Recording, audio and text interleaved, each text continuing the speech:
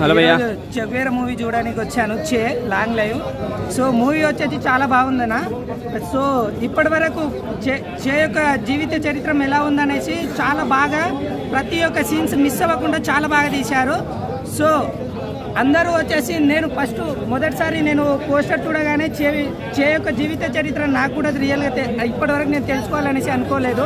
కానీ అతని జీవిత చరిత్ర ఎలా అయితే అతని జీవిత చరిత్రలో నిజంగా జరిగిందో, బొలివియా దేశం నుంచి ఎలా పోరాడాడో ప్రతిదీ కూడా చాలా క్లియర్గా చూపించారు.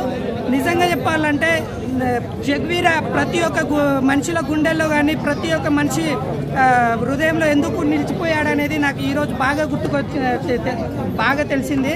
ఎందుకంటే అతను చేసిన విప్లవాన్ని, అతను బొలివియా దేశం పైన చేసిన విప్లవాన్ని అతని నిజస్వరూపం వల్లనే ఈరోజు ప్రతి ఒక్క మనిషి గుండెల్లో అతను చెగువేరా అనేది నిలిచిపోవడం అనేది జరిగింది.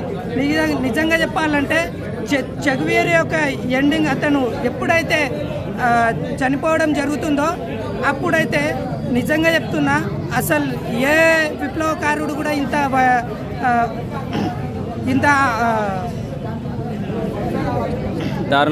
ఇంత దారుణంగా ఇప్పటి వరకు చనిపోవడం అనేది జరగలేదు. కానీ చెగువేరా నిజంగా చాలా అంటే చాలా దారుణంగా చంపేశారు అతన్ని. నిజంగా అతను ఒక వేరే దేశానికి సంబంధించిన వాడైనా కూడా ఏ దేశం అనేది, ఏ దేశం అయితే నాకెందుకు, నేను పోరాడే దేశం ఆ దేశం నాది అన్నట్టుగా కొట్లాడడం అనేది, ప్రజల కోసం కొట్లాడడం అనేది చాలా అంటే చాలా గ్రేటు.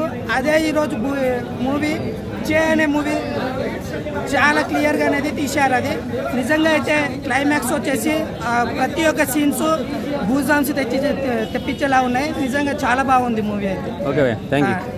అవుట్ ఆఫ్ 10కి నా రేటింగ్ 9. Okay, thank you.